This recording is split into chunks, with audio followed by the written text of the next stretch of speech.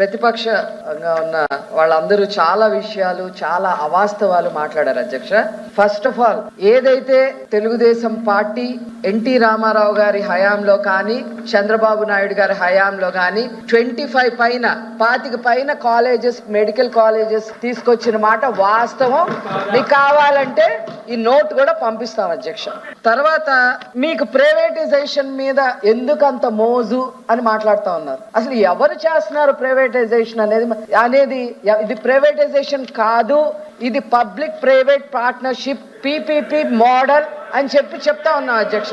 Privatisation చేయటం అంటే ఏంటో జగన్మోహన్ రెడ్డి గారిని కనుక్కోమని చెప్తాను అధ్యక్ష. గంగవరం పోర్టుని ఏ రకంగా ప్రైవేటైజేషన్ చేశారో, కోఆపరేటివ్ మిల్క్ ఫ్యాక్టరీని ఏ రకంగా ప్రైవేటైజేషన్ చేశారో, ప్రైవేటైజేషన్ చెయ్యాలి అంటే ఏ రకంగా వ్యవహరించాలో జగన్మోహన్ రెడ్డి గారిని అడిగి మాత్రమే తెలుసుకోవాలి అధ్యక్ష.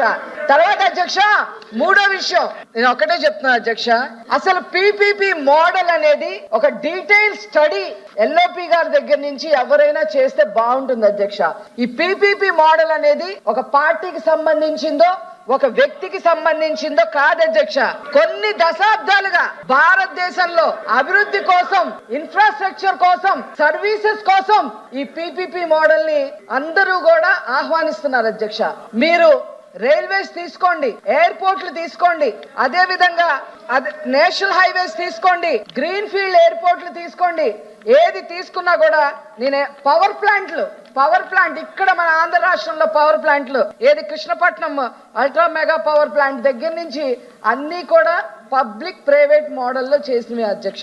దీనివల్ల ఏంటి అంటే, ఈ మోడల్ తీసుకోవటం వల్ల రిస్క్ షేరింగ్ ఒకటి, ఇంక్రీజ్డ్ ఎఫిషియన్సీ ఒకటి, సర్వీస్ డెలివరీ బాగుంటుందనే ఉద్దేశంతో ఈరోజు ఈ మోడల్ ని నారా చంద్రబాబు నాయుడు గారు తీసుకోవాలి అని చెప్పి ఒక నిర్ణయం తీసుకున్నారు అధ్యక్ష.